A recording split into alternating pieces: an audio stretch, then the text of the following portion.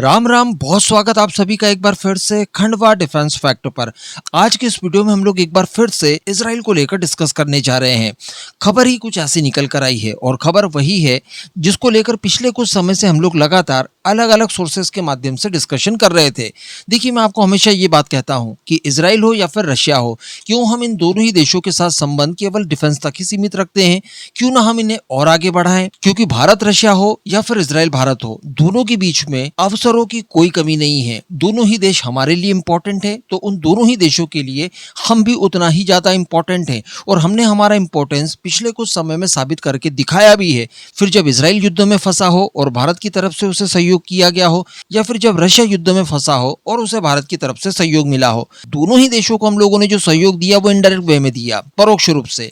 लेकिन सभी जानते हैं कि भारत इस दौरान खड़ा कहाँ था। तो चलिए, क्या खबर निकल कर आई है उसको डिस्कस कर लिया जाए। आप सभी से निवेदन रहेगा कि वीडियो को अंत तक देखते हुए चैनल को सब्सक्राइब जरूर कर लीजिएगा। और यार, केवल 2 सेकंड्स का काम है, आप पहले वीडियो को लाइक कर दीजिए, बाद में आप भूल जाते हैं। तो देखिए, भारत और इजराइल के बीच में पीपल टू पीपल बहुत ही अच्छी रिलेशनशिप है, गवर्नमेंट टू गवर्नमेंट भी अच्छी रिलेशनशिप है।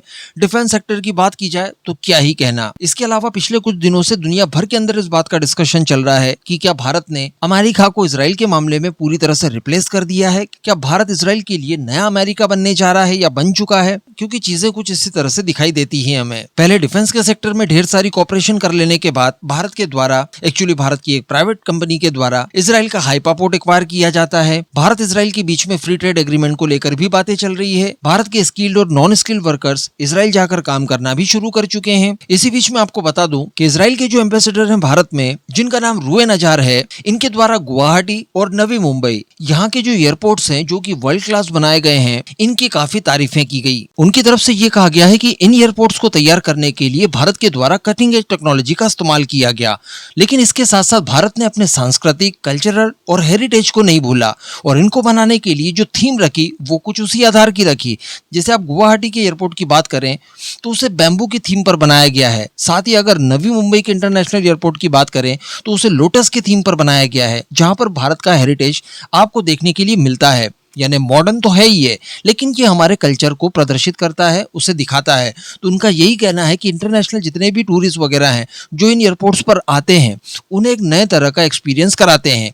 अब ये सारी चीजें उन्होंने क्यों कही, तो मैं आपको बता दूं कि इनकी इच्छा ये है और इन्होंने इस बात को जाहिर किया है खुद कि इजराइल में भी इस तरह के एयरपोर्ट्स का निर्माण भारतीय कंपनियां करें। जी हाँ, और इनके द्वारा केवल ऐसा कह देना कोई औपचारिकता मात्र नहीं थी। मैं आपको बता दूं कि इजराइल का बहुत लंबा चौड़ा प्लान है, वो भी अपने इंफ्रास्ट्रक्चर को पूरी तरह से बदलना चाहता है। इवन अगर हाल फिलहाल में ये सारे युद्ध वगैरह, इवन मैं आपको बता दूं कि पिछले कुछ सालों से जो कॉन्फ्लिक्ट्स वगैरह चल रहे हैं, अगर ये सारे नहीं हुए होते तो इजराइल ने अपने इंफ्रास्ट्रक्चर के ऊपर नए नए प्रोजेक्ट शुरू कर दिए होते। मैं आपको बता दूं कि आगामी समय में इजराइल अपने इंफ्रास्ट्रक्चर के ऊपर $433 बिलियन इन्वेस्ट करने जा रहा है। $433 बिलियन, ये बहुत बड़ी रकम है। इसके लिए बताया ये जा रहा है कि इनके द्वारा 228 परियोजनाओं को लॉन्च किया जाएगा। इसमें बेसिक से लेकर मॉडर्न तक सभी तरह के इंफ्रास्ट्रक्चर शामिल किए जाएंगे। तो कहने का मतलब, भारतीय कंपनियों के पास एक बहुत ही बड़ा विकल्प होगा इजराइल में अपने पैर पसारने के लिए, क्योंकि इजराइल में ऐसा काम शुरू होने जा रहा है जो दशकों तक खत्म ही नहीं होगा, वो लगातार चलते रहेगा। तो अगर इजराइल का ये मानना है कि भारत का इंफ्रास्ट्रक्चर इतना बेहतरीन है जो उन्हें दिखाई दे रहा है, जिसकी वो तारीफें कर रहे हैं,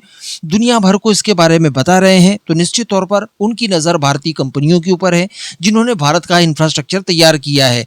यही भारतीय कंपनियां इजराइल जाकर इजराइल के लिए भी इंफ्रास्ट्रक्चर को तैयार करेंगी। तो आप सोचिए कि इससे कॉपरेशन किस तरह से बढ़ेगा, भारत इजराइल के संबंध इसके बाद और कैसे हो सकते हैं, साथ ही भारतीय कंपनियों को इससे कितना बेनिफिट हो सकता है, ये भारत की अर्थव्यवस्था के लिए भविष्य में कितना महत्वपूर्ण योगदान साबित होगा। तो हमारी तरफ से ढेर सारी शुभकामनाएं इजराइल को भी कि आप भी लगातार प्रगति करते जाएं, बड़े बड़े इंफ्रास्ट्रक्चर तैयार करें, और हमारी कंपनियों को भी ढेर सारी शुभकामनाएं कि उन परियोजनाओं, उन इंफ्रास्ट्रक्चर के बड़े बड़े प्रोजेक्ट्स को आप ही अपने हाथों में लें, उन्हें सफलतापूर्वक पूरा करें और दुनिया भर में अपनी ख्याति फैलाएं। इस पूरे मुद्दे पर आपका क्या मानना, नीचे कमेंट करके जरूर बताइएगा।